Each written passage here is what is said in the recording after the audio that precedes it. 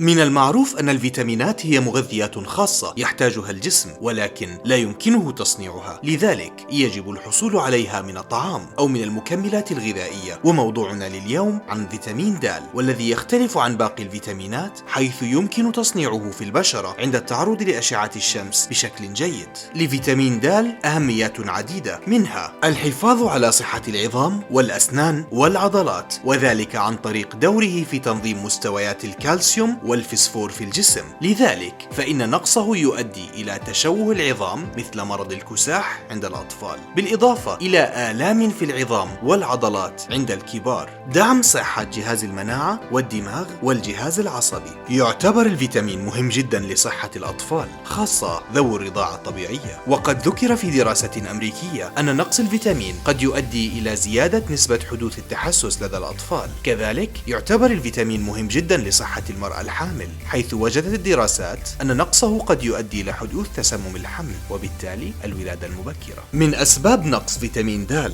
عدم التعرض الكافي لأشعة الشمس. أصحاب البشرة الداكنة، حيث أن صبغة الميلانين تفرز بكميات أكبر مما يمنع امتصاص أشعة الشمس بالشكل المطلوب. استخدام كريم واقي الشمس بدرجات عالية قد يؤدي لحجب والتقليل من امتصاص أشعة الشمس. المكان الجغرافي، كالعيش في أماكن خطوط العرض الشمالية أو الأماكن ذات التلوث البيئي. الرضاعة الطبيعية المطلقة، لذلك ينصح بإعطاء فيتامين د للطفل الرضيع. أعراض نقص فيتامين د: تعب وإرهاق، آلام في العظام والظهر والعضلات، الالتهابات المتكررة، تساقط شعر الرأس، ضعف في التئام الجروح، الشعور بالإحباط. أما نقصه لفترات طويلة قد يؤدي إلى مضاعفات في جهاز القلب والأوعية الدموية، بعض الأمراض في الجهاز العصبي، مشاكل في جهاز المناعة، الالتهابات، ومضاعفات في الحمل. مصادر فيتامين د أهمها هو التعرض لأشعة الشمس، حيث أن الجسم يقوم بتصنيع الفيتامين في الجلد من خلال التعرض المباشر لأشعة الشمس. الأسماك مثل سمك السالمون والسردين والرنجة والتونة. اللحوم الحمراء، الكبد، صفار البيض،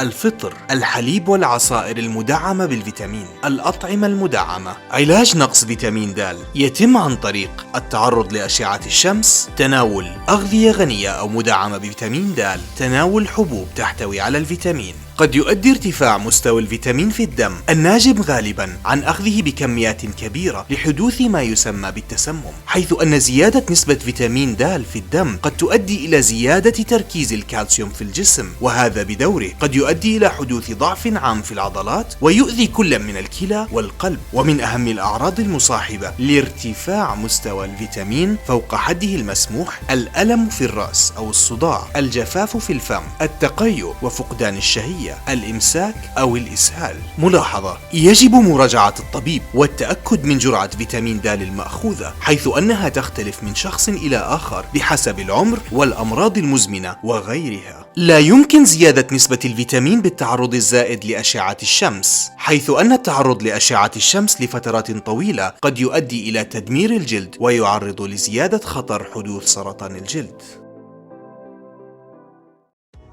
شكرا للمشاهدة. إذا عجبك الفيديو ما تنسى تعمل لايك، سبسكرايب وشير.